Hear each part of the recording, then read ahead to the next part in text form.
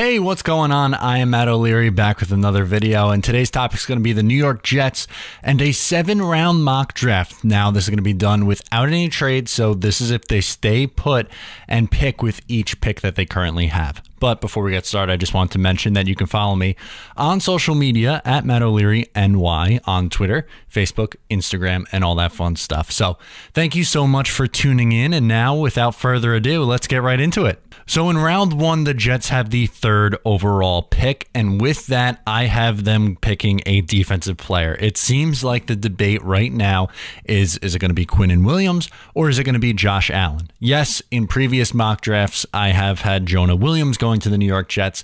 But with how things have worked out, I think they have a much bigger need. And to me, that is edge rusher.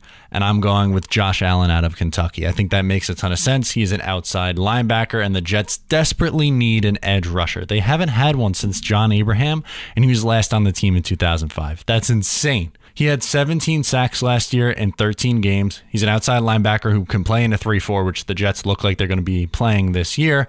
And beyond that, he is just someone who is a difference maker. I have seen comparisons to Khalil Mack, which is phenomenal. The Jets desperately need that, as yes, we know that they have talented players on that defensive side of the ball, but they need to get after the passer. And the Jets struggle to do that. Possibly Leonard Williams, this opens him up through the middle, and you have Allen on the outside. Personally, I like that a lot for your first-round pick. Now, due to the Darnold trade, the Jets don't have a second-rounder, so their next pick is in the 3rd round, and with pick 68, I have them going with a center/guard, Connor McGovern, who is a center/guard. To me, that makes a lot of sense because this is also a position of need.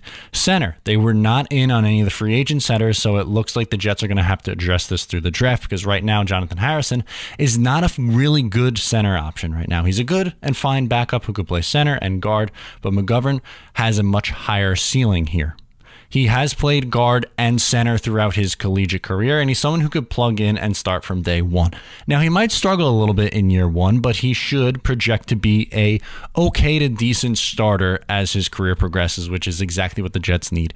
They need as much offensive line depth as humanly possible because outside of the quarterback position, that is the most important position. Round 1, I have them going Josh Allen, outside linebacker, and in round 3 with their second pick, I have them going center/guard. Now, thanks to the Teddy Bridgewater trade, you have an additional 3rd-round pick, and this time I have them going with a wide receiver, David Sills out of West Virginia. Sills is a big boy at 6'3", 211 pounds, and he is a converted quarterback to wide receiver. But over the last 2 years, he's put up big-time numbers at West Virginia with Will Grier as his quarterback. He had 15 touchdowns and over 980 receiving yards on the year. It was a phenomenal year for this kid, and he looks to be someone who goes in either the 2nd or 3rd round, hopefully falling to the New York Jets in the 3rd round, later in the 3rd round, that is. And if he does, this just adds depth to the wide receiver position, because right now, it seems you have your first 3 guys figured out, Quincy Enunwa, Robbie Anderson, and Jamison Crowder. But after that, they're a little bit of a question mark.